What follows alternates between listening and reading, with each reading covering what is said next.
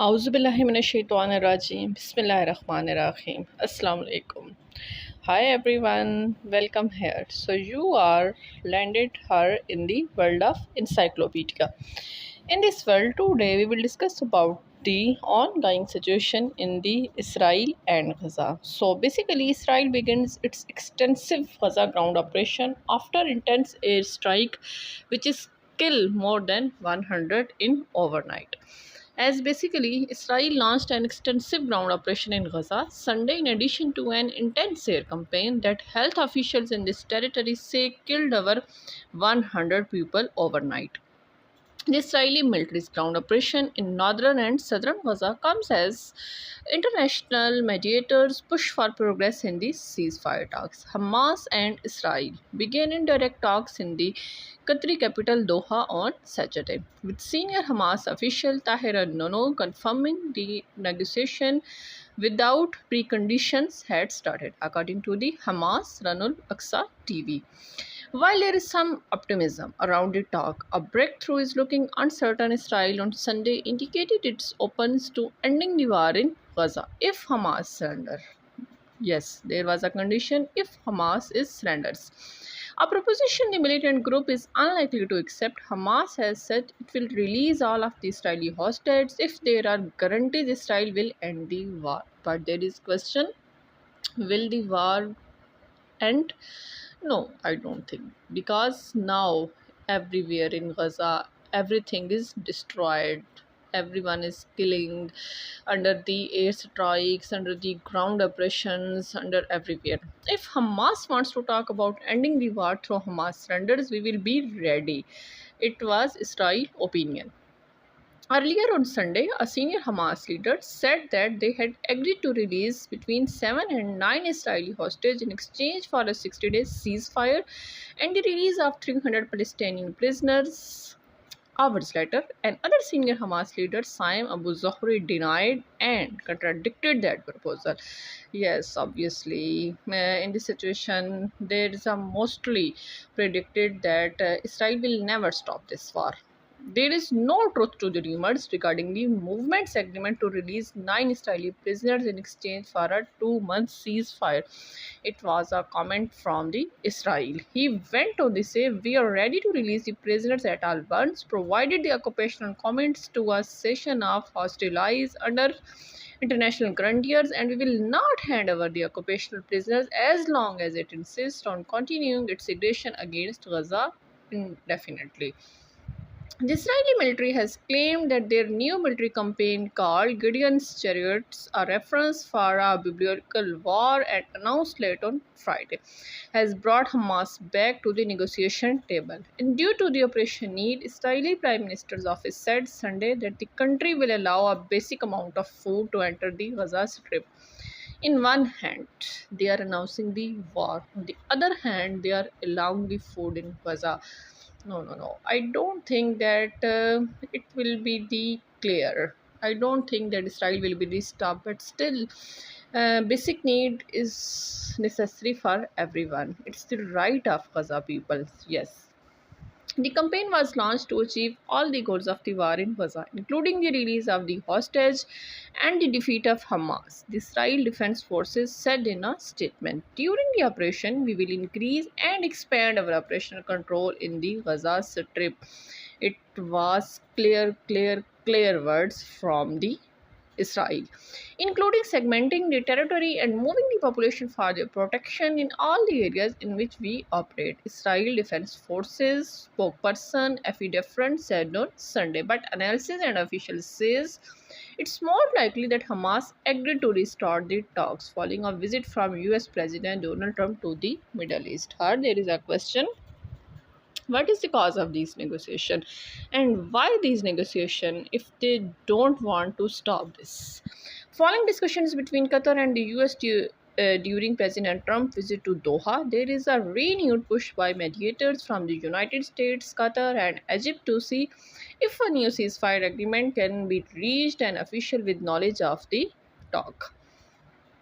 This past week, Netanyahu directed the Israeli negotiation team to head the Qatar for talks but made clear that he is only committed to negotiation a proposal put forward by the US Middle East envoy Steve Witkoff, which calls for the release of half the hostages in return for a temporary ceasefire. Temporary ceasefire means ceasefires for hours or ceasefire for a days.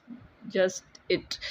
This is the reality of today's world in Hamas, Gaza, and Israel issue. Trump was in Doha Wednesday as part of a Middle East trip that skipped Israel. Trump said that this month that he wanted an end to the brutal war in Gaza. And now there is already end. What does Trump want? If Trump wants, then there was a necessary that he's saying to the authorities that stop this everything. He also bypassed Israel twice this month in reaching the bilateral deals with regional militant groups. Hamas released an Israeli American hostage last week, and the Houthis agreed to stop fighting at American ships in the Red Sea while pledging to continue fighting Israel. Trump, however, denied that Israel had been sidelined. This is good for Israel, he said. But on Thursday, he said he wanted the US to take Gaza and turn it into a freedom zone. I have concepts for Gaza that I think are very good. Make it a freedom zone, let the United States get involved, and make it just a freedom zone, Trump said from the Qatar. While in the Gulf, Trump also acknowledged that people are starving in Gaza and said the US would have the situation in Gaza taken care of. Now, we will talk about the situation in Gaza. There are almost entire families killed here. Meanwhile, the UN and prominent aid organizations are raising the alarm over Israel's new offensive in Gaza, saying it is civilians who are bearing the brunt of the assault. More than 300 people have been killed, 1,000 others injured after Israel ramped up intense airstrike. Yes, this is the figure after Israel announced the fresh airstrike. Entire families were killed while sleeping together, according to the health ministry. In the Ai Musawi area of southern Gaza, an infant has two young siblings and their parents, who were all living in a displacement camp, were killed on Saturday. Over the past week, the Israeli military has carried out strikes near several hospitals across the enclave, including the Indonesian hospitals in Bethlehem. In short, Israel is never stopping his ridiculous attacks, even in the hospitals. On Sunday, Al Sultan told British charity Medical Aid for Palestinians that the hospital is completely demolished, that nobody is able to reach it, and that its intensive care unit was also being hit. We are deeply helpless, he said, adding that the situation is beyond alarming. So, there is the new thing, there is a new war new wave of war in Gaza. On Sunday, the Palestinian Ministry of Health said that all public hospitals in the northern Gaza strips are now out of service. It's already out of service.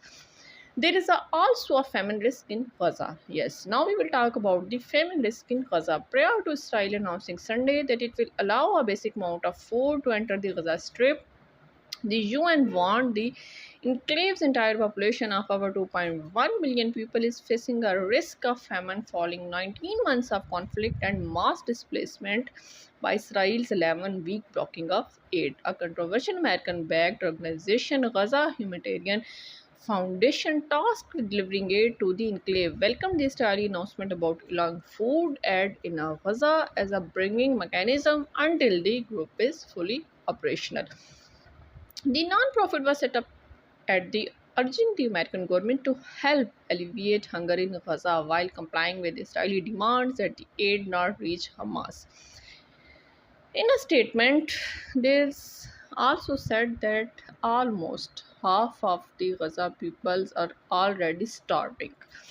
But the foundation says it has asked Israel to help set up distribution points in the north. The UN also warned that the Israeli military's involvement in securing these sites could discourage aid recipients.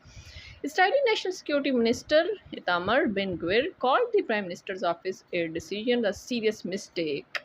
What the hell? What the hell is this? Even they are calling it a serious mistake, asserting that any aid entering Gaza would certainly fuel Hamas.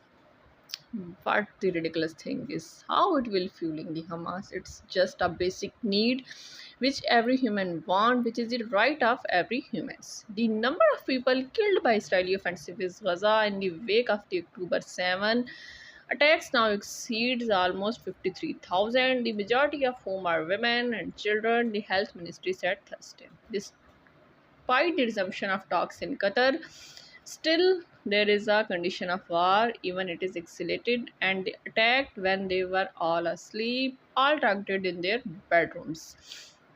I don't know when it will be end. I don't know now when will be the next, but still it's a ridiculous, it's a bad, it's unhuman from the Israel. Yes, it's really, really, really inhuman. Thanks for watching this. Stay tuned for the more topics. Till then, Allah Hafiz.